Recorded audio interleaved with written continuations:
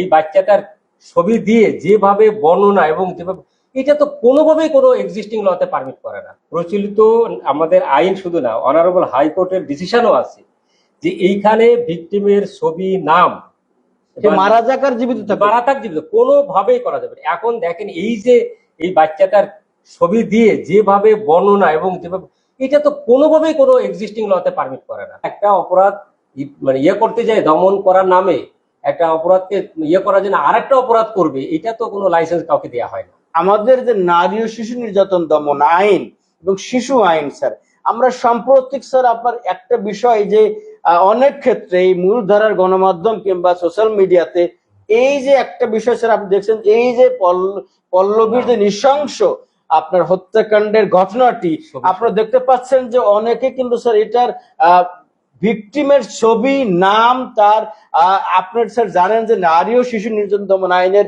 14 ধারা, এটি কিন্তু একটা অপরাধ, একেবারে অপরাধ, এবং 2 বছরের কারাদণ্ড। যে আমার মারা যাক কিংবা জীবিত থাকুক, রেপ ভিকটিম মানে ভিকটিমের কোনোভাবে তার প্রোটেকশন ল দিয়েছে, এবং সেই ল বলছে আপনার কোনোভাবেই এই ধর্ষণের শিকার কোনো ভিকটিমের নাম পরিচয় প্রকাশ করা যাবে না, এমনকি তার পিতামাতা এবং এমন ভাবে বর্ণনা করতে পারবে না গণমাধ্যম যে তাকে লোকেট করা যায়।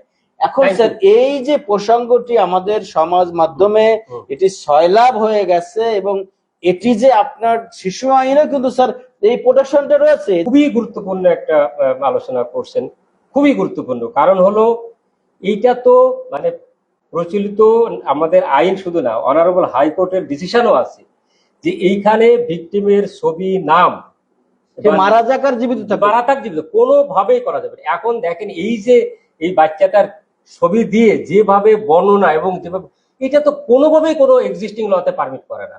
আপনার মনে আছে কিনা জানি না, যখন 2012 সালে দিল্লিতে একটা ঘটনা, বাসের মধ্যে ঘটনা ঘটলো, সেখানে আরজি করো, সেখানে কিন্তু নাম না প্রকাশের নাম দিল নির্ভয়া, এখনো তাই, এবং আরজি করেও কিন্তু বলা হয়েছে অভয়া, সেখানে নাম প্রকাশ, প্রতীকী নাম। তো এইখানে কেন এটা করলো? প্রচলিত আইনে এটা পারমিট করেনি, তারপরও এটা করছে।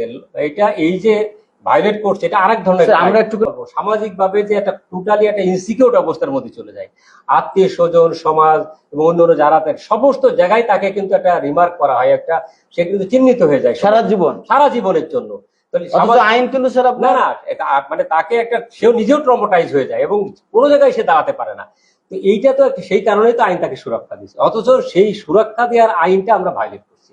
এরা যারা এইসব করছে তাদেরকেও কিন্তু আসলে দেখা উচিত কেন, এরা কারা